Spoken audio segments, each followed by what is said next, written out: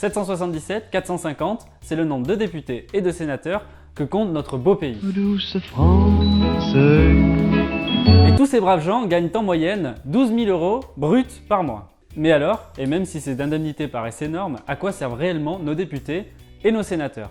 Ils servent à rien, et en plus, ils sont toujours absents.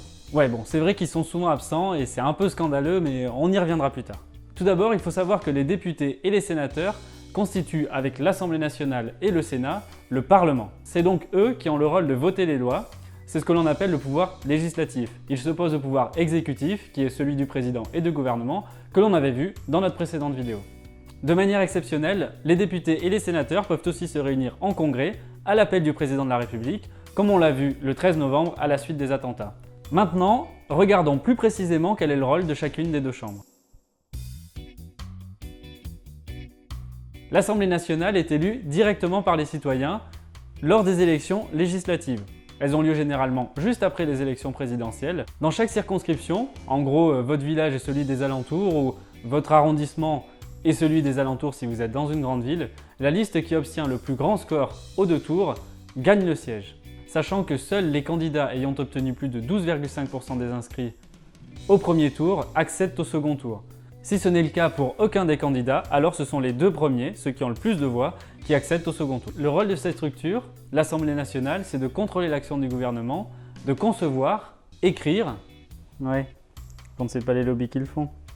Bon, la question maintenant, c'est de savoir comment on arrive au vote d'une loi. Les députés peuvent déposer des propositions de loi. Elles sont ensuite examinées par des commissions ou des groupes de travail qui sont soit permanentes ou créées spécialement pour l'occasion. En commission, la loi est soit acceptée directement ou rejetée et éventuellement elle peut être modifiée, c'est ce que l'on appelle les amendements.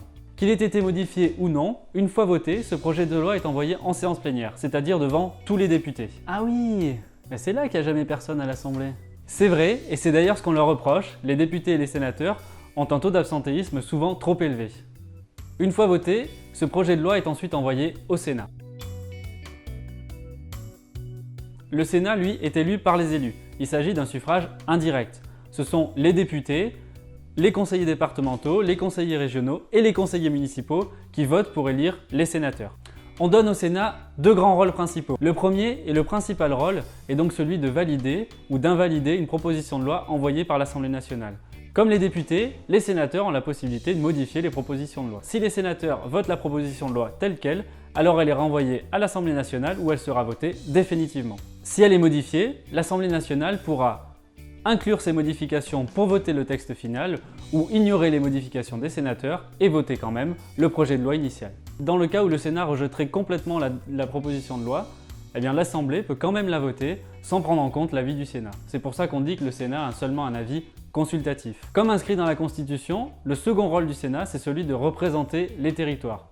En effet, 95% des électeurs du Sénat sont des élus municipaux. C'est aussi au Sénat que siège le deuxième personnage de l'État. Il s'agit du président du Sénat. Avec la coquette somme de 18 000 € bruts par mois, il gagne plus que le président. Pas mal. Mais lorsque le président est en vacances, par exemple après un décès, c'est lui qui prendra la présidence de la République en attendant de nouvelles élections. Comme je disais tout à l'heure, il arrive parfois que les sénateurs et les députés aient le même rôle lorsque est organisé un congrès. Le congrès sert exceptionnellement pour prendre des décisions sur de grands sujets tels que la modification de la Constitution, comme on l'a vu après les attentats, ou encore pour voter l'entrée d'un nouveau membre dans l'Union européenne. On a donc vu rapidement au cours de cet épisode le fonctionnement du Parlement, comment il est élu, comment il fonctionne et comment il exerce son pouvoir. Il nous semble important de souligner qu'en termes de mise en place de programmes et de réformes, les élections législatives sont beaucoup plus importantes que l'élection présidentielle.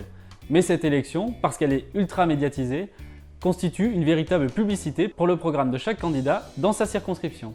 Et pour mieux comprendre le rôle du président, je vous invite vraiment à regarder l'ancienne vidéo. Merci d'avoir regardé cette vidéo, j'espère qu'elle vous a plu. N'hésitez pas à vous abonner, à la partager, à mettre des commentaires que nous prenons toujours en compte. Et moi je vous dis à très bientôt.